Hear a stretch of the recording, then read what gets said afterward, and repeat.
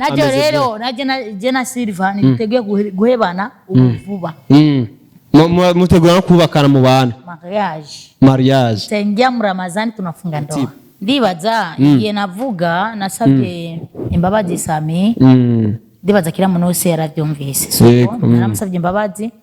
Rero kuje gusaba imbabazi. Lakini mukashwana na tena uriko amsaba imbabazi mwanashwa. Barashwanya ariko naramusabye imbabazi ndibaza nawe ni ari umuhungu bitaura yaramarira. Yarakubabari. Yego. Cyo gituma rero nabonye SILVA garutse. Niliona sina pangine pa kukimbilia. Nasema basi acha nirudie kwa SILVA.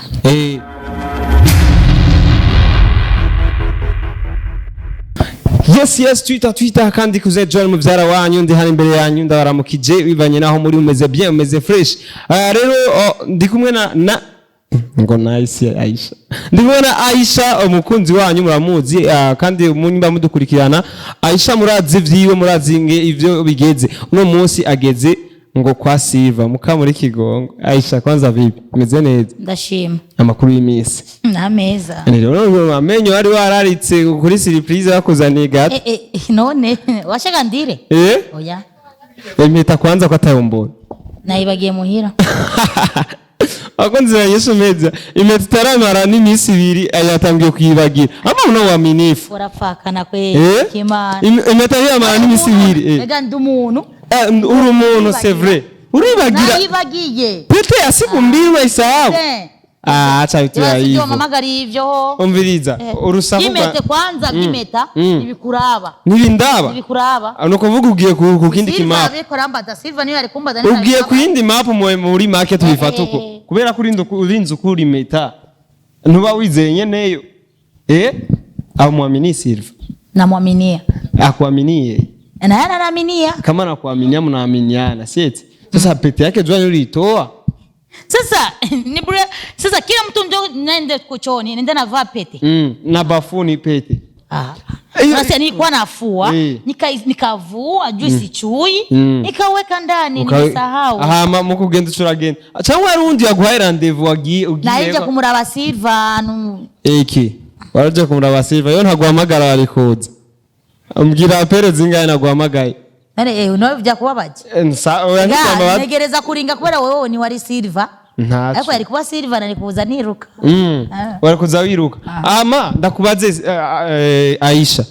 Ubu unyura vuye kuri SAMMY uragiye kuri SILVA. None Waka light yose tuzoyizunguruka. Bipirutariye we ni kubabekuza. Nauriza.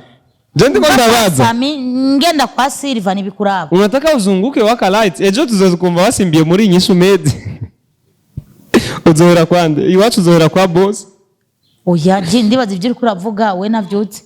Twarigeze kundana. Na SILVA. Na SILVA. Ndabizi. Rero kubera yari afise umugore. Bakacha. Bakafika alikuwa gari yoa. Na yuwa. Bakafika wanaachana na mke wake. Alikuwa yoa diaspora. Nasikia mke wake waliachana. Sasa njoo wanakuambiaga hivi, sufuria ya zamani usitupi. Uweke pembeni. Usione kama ile ya mpya njoo iko na maana. Njoo zamani sana. Na ile ya zamani utoze kumbuka.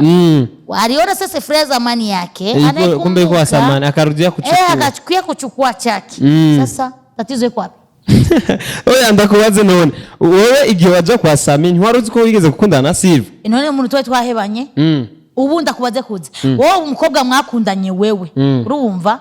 Arajara gusabye imbabazi zose zibaho. Nuwo muharira nyuma kandi wari wamaze kujya wari ufise urukundo rwawe mwamaze kuruvamo nuwo muhari ujya mwigeze gukundana wiwanje ntidutegura no kubivamwo vuba ni ngoga uwo turi kumwe vraiment najyo rero naje na SILVA niteguye guhebana ubuvuba mutegura no kubakana mu bana mariage tengia mu Ramadhani tunafunga ndoa acha kutudanganya kwanza sasa SILVA ni Muislamu atafunga ndoa gani? Atafuata dini ya mwanamke.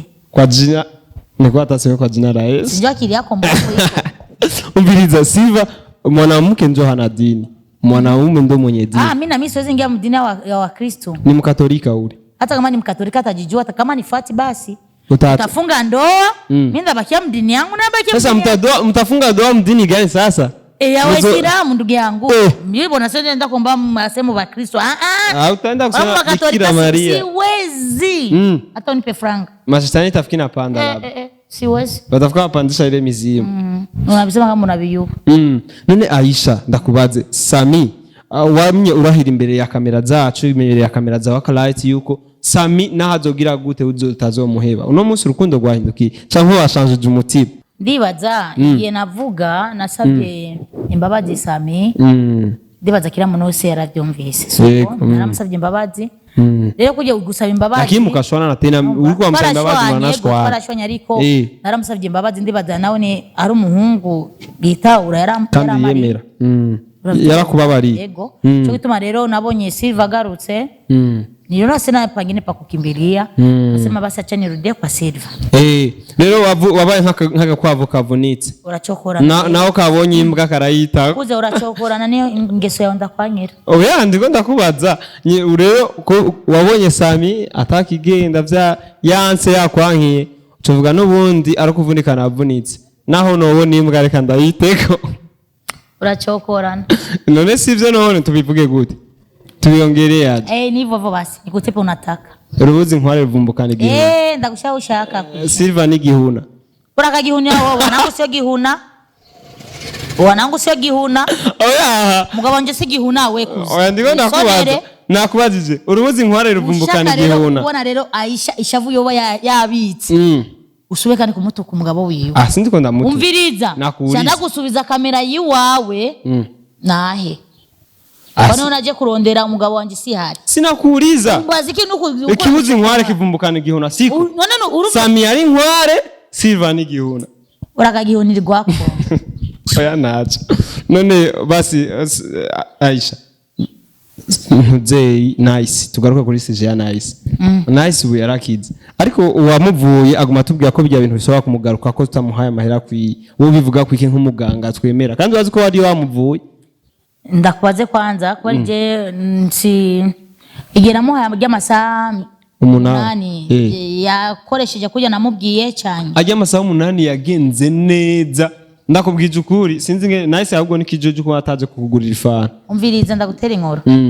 uyo muntu ndibaza ni bandarasi niwe ariko arabakanguka niwe yatubwiye yavuze ati ngo imizimu ngo narayibitse ngo nzoyimusubiza kandi nice ibintu nk'ivyo kuze nk'imano ndaguhereze wewe mushaka nice agume n'ubuzima bwiwe kurya je urazi ko namurondereye inzira mugenda na hariya baramuvura uryamaze kumuvamo rondera kwa sino babwira hano mwogenda bamufate bamuhereze umuti bugare kubera we amuronde ashaka abimusubizeho namuronye urabyumva kwere mutayamuhaye yo bikora kubera urya nafyina we ni mbaya kumera una muyo urya nafyina urya ni mubi ariko je nawe nikarahera mbakubu mbaga ivunga nyaromba mbaga ivunga nyaromba arahera mbakunda cyafise umutima je na bandarasi lakini ariko SILVA urazi ko adakunda ibintu nk'ivyo iki biba bikendake umunsi nzobikora nazo bimenye